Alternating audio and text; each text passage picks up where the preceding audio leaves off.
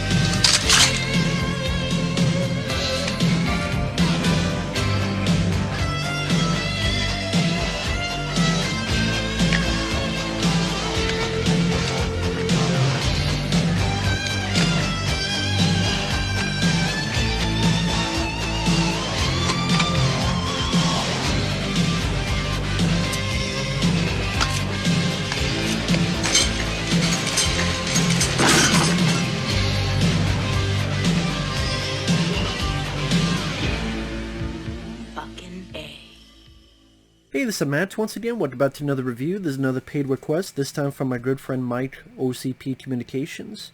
And for those interested in requesting pretty much any type of video, feel free to send it either directly to my PayPal or join my Patreon.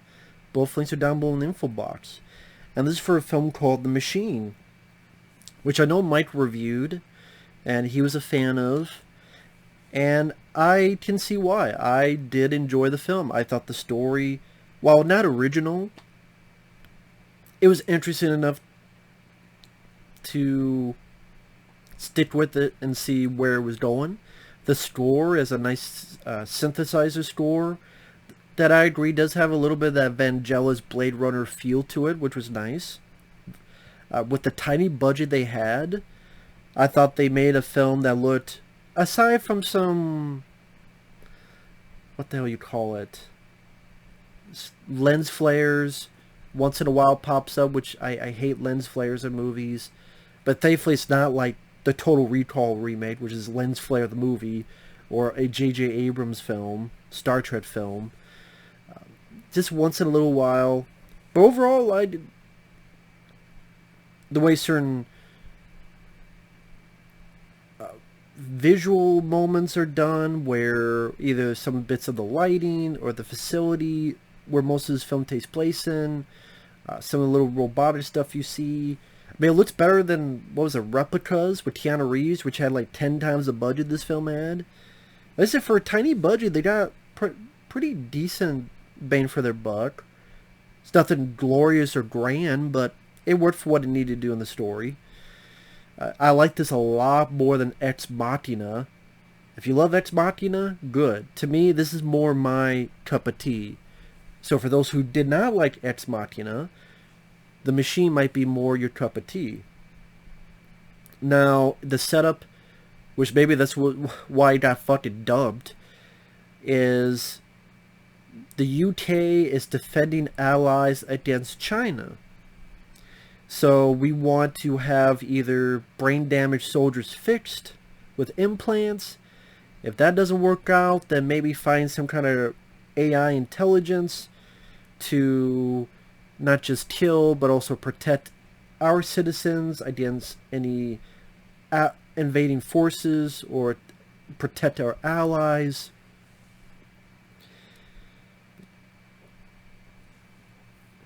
Now, how do I want to say it? Oh, the reason I think it was dumped, and this is a movie that is completely forgotten, no one ever talks about this film. I think a chunk of it was because, oh my god, they said China is bad, because no, China can never be a villain in a movie. And they're not even like a huge part of it. Like, it's mentioned in dialogue, and there's like maybe one or two people that are from China, but nothing is really done with that. Nothing's really I'm trying to look up the release of it. It was premiered Tribeca Film Festival in 2013, UK in 2014. XL Raider released it in the US April 2014, video on demand, April 25th in limited release. It grossed nothing. Of course it didn't, because no one knew the fucking film existed. It's directed by Caradog W. James. I don't know what else he's done. I want to look him up real quick. Sorry if the camera's freezing or stuttering. It doesn't like when I use the internet. It's a short film. It's under 90 minutes long. 6.1 IMDb. Okay, it's reasonable for IMDb. This guy directed something called Don't Knock Twice. Yeah, I don't recognize anything else he's done. And yeah, it stars Toby Stephens and Caity Lotz.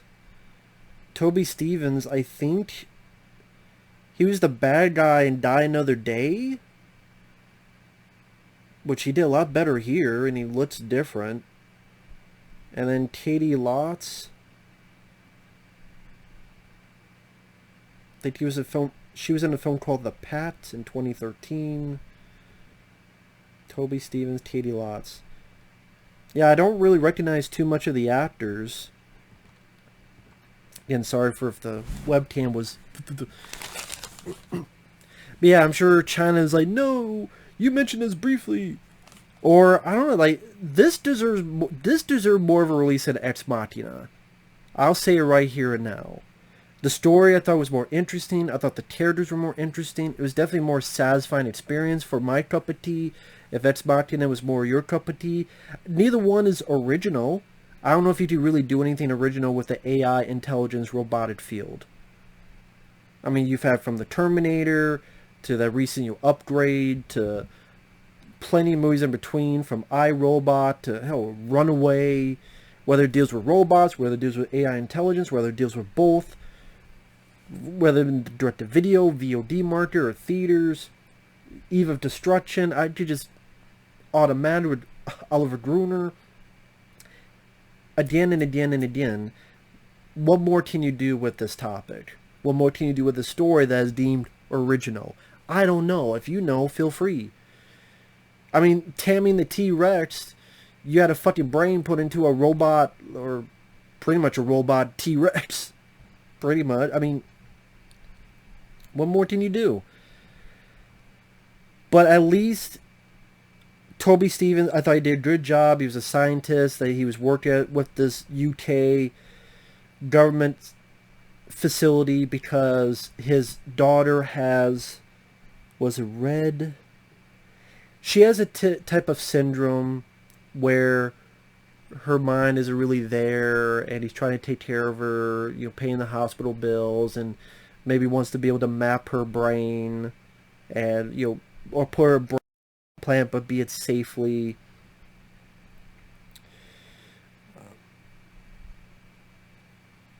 At the beginning of the film, they do this test.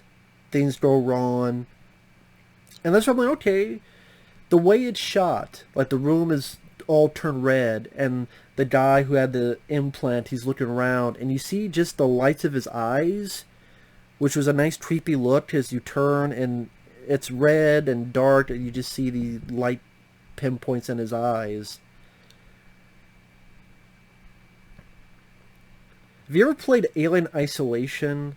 The androids in that, where you see like the little light in the eyes, that's what it kind of reminded me of the way the eyes in Alien Isolation looked on the androids in that. So, and I'm like, oh, that looks pretty cool. And then it goes on from there. I don't know how much I could give away with spoilers, because I'm guessing this is a film not a lot of people have seen. I think you get some nice development on the characters. Let's see. How do I word it? I said, Toby Stevens is doing these developments, trying to go into the field of AI more and more for the government. He meets this lady who may be onto something with his AI intelligence that she created, and they decide to work together. And she's like, hey, let me map my face, and or at least my thoughts, not my face but my thoughts, what I like, what I dislike, what I'm afraid of, and have this mapping system to apply to this creation. You also have these wounded soldiers that they can't talk, and when they do try to talk, it's this weird like gibberish type thing, but it's a language that they themselves can understand. I thought it was actually an interesting idea that, at least the version I saw, there was no subtitles, which I thought made it work, where it keeps you intrigued as to, well, what are they saying? What are they talking about? So, is it good? Is it bad? Are they allies? Are they enemies? But their facial or their eyes, they kind of give you the idea of what they're feeling. It's just you're not quite sure what they said. And you're also kind of in the humans, like, well, they're still human, but you kind of understand, you're in their shoes. They being Toby Stevens and the female scientist, because they don't understand what they're saying either. So I don't understand what they're saying, and they don't understand what they're saying. So you're kind of in the same ball game as your lead characters. Like, what are these wounded people? Like, they're kind of talking, but we don't understand them. But what are they saying to each other? What is that about? Actually, I didn't. Not having those subtitled or explained, I thought that was actually an interesting way to do it. And I didn't mind the way the story was told. I didn't mind the way the story was developed. You do get a conscious machine who is trying to do the best she can. And the way development relations between them and this machine, learning about fear, doing tests. Like, there's a point where some asshole scares her, because the scientist lady, she's afraid of clowns. So someone comes up with a clown mask, scares her, and she accidentally kills the person, but then feels sorrow because of that. And also the look, when you have the female robot creation, and then they put a face on it. Sometimes her head will illuminate red. I thought that was an interesting visual design. That way it just didn't look like a plain person. When that ripples, your mind can keep getting reminded that yes, she is a robot. She's not just a person wearing some flimsy clothes or suit. Again, it's a low budget, so it's not like Blade Runner 2049 visuals, but it's, for its low budget, it's fairly decent. To go into more spoilers starting now, like I said at the beginning, they put an implant in a guy, and he wants his mom, but he doesn't remember the mom's name, and he's trying to be stable, but he goes crazy, and you see his eyes illuminated. And then his last words are, "I'm sorry," before he gets shot down. So that gives you a little bit of empathy for what's going on. And like I said, this Steven, his character, the male scientist, I'll say, his daughter has this disorder. This other girl gets a job. They're working together. This is one guy that he give prosthetic arms to. And basically he's a bit stronger, asking the girl for help.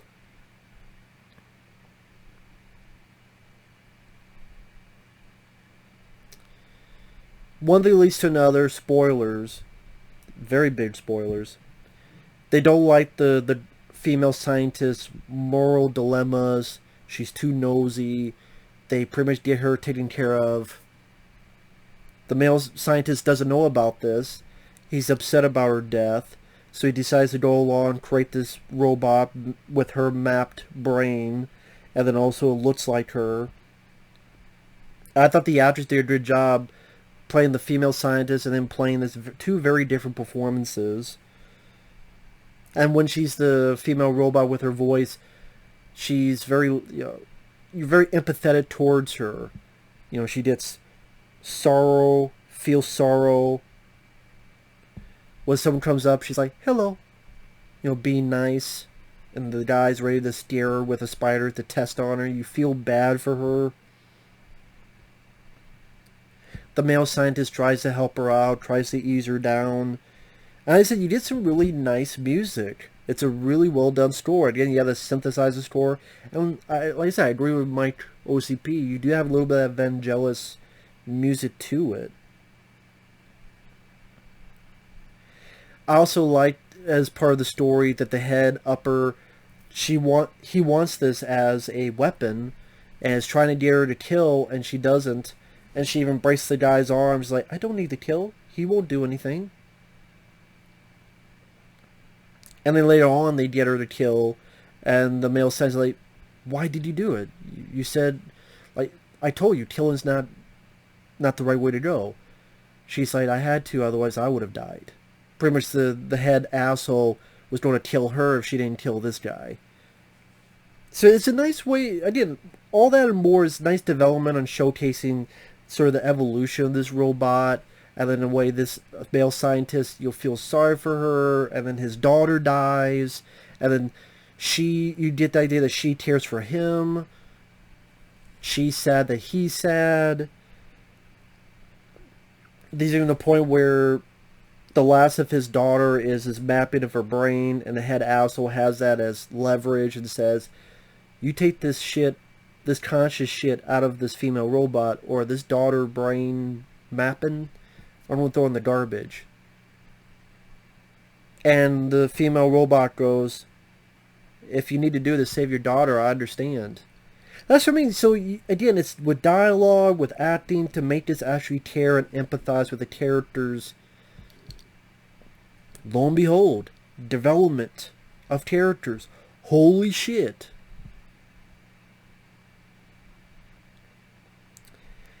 So you think he did it, but it was a trick. And then there's a revolt.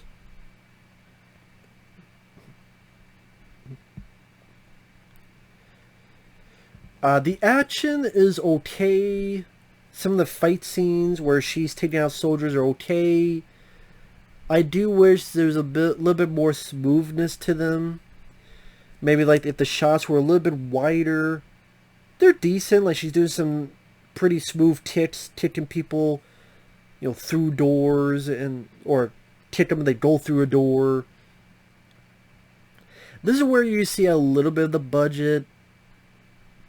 Sadly, was limited. Like, I just wish they had a little bit more of a budget, or you brought someone a little bit more knowledgeable in action, that you have a little bit more oomph to the action, the fight scenes. Like, if you could create a finale that was like Equilibrium, the ending to that film, that would have been fantastic. It's not. Like, if there's anything that shows the low budget, it's the little action finale. Again, it's decent. It's just nothing that's going to make you go, wow. That type of thing.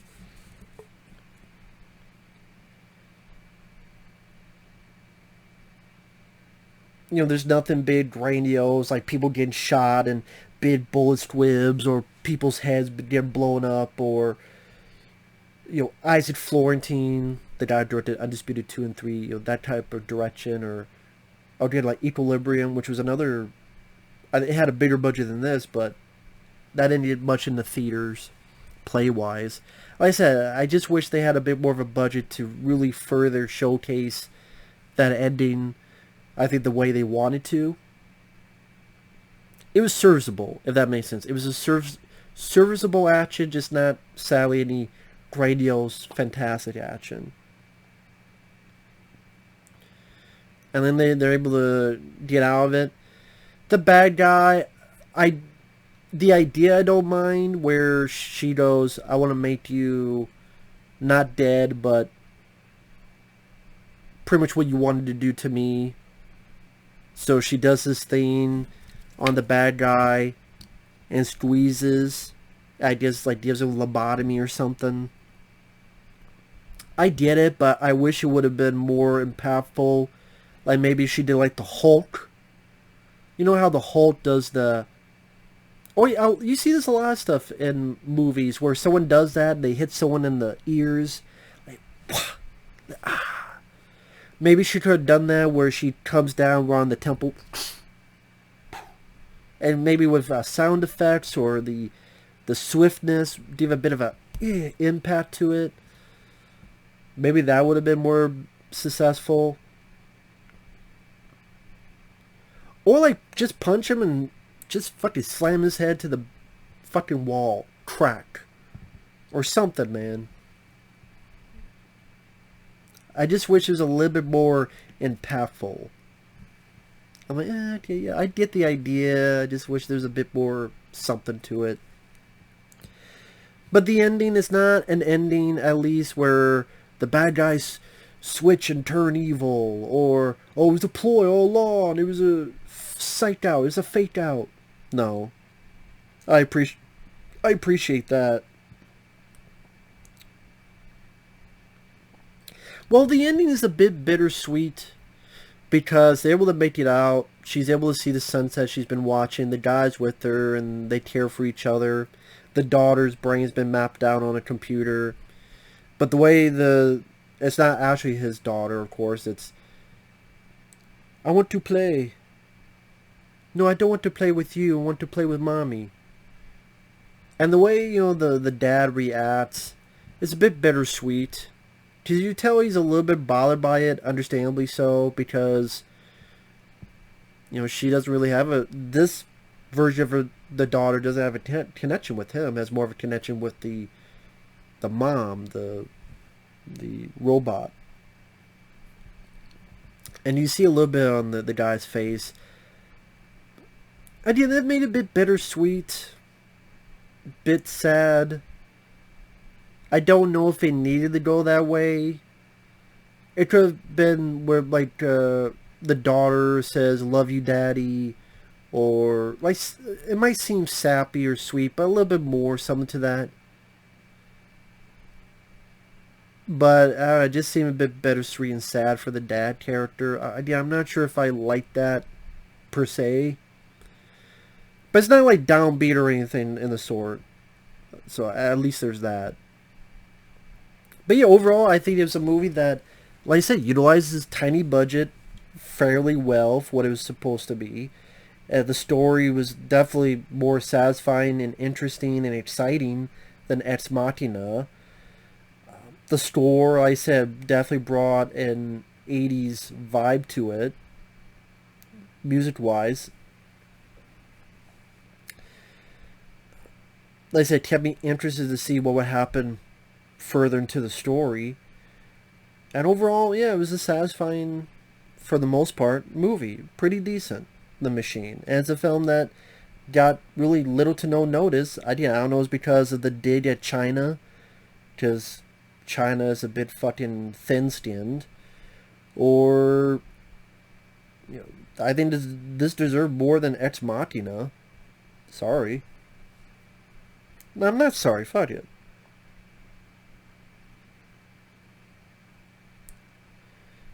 I thought the look of the film was pretty decent for the budget. They knew with the low budget they couldn't see a whole lot of the outside world. The best you did is that when the father's at a gravesite, in the background you see some buildings, but it's very clouded. I thought it looked kind of cool, and it, again, for a low budget, I'm like, okay, I get why they did that, and that's a way to show a little bit of the outside world without, multi upon multi millions of dollars. And yeah, not a bad film at all. I think if you like science fiction movies, like I said, it might not be the most original, but it was, at the very least, a decent time. And I thought the acting especially the two leads. I thought they did a pretty decent job, and I thought they did a decent job developing them. To a point, I didn't mind the characters. So there you go. Like I said, I just wish the ending had a bit of that equilibrium, the budget movies like that had, where you have that full force, kick-ass ending. And like I said, the few nitpicks here and there. But yeah, overall, yeah, didn't mind it. Didn't mind it at all. So with that said, thanks for watching. Take care. And we'll see you guys later. Bye-bye.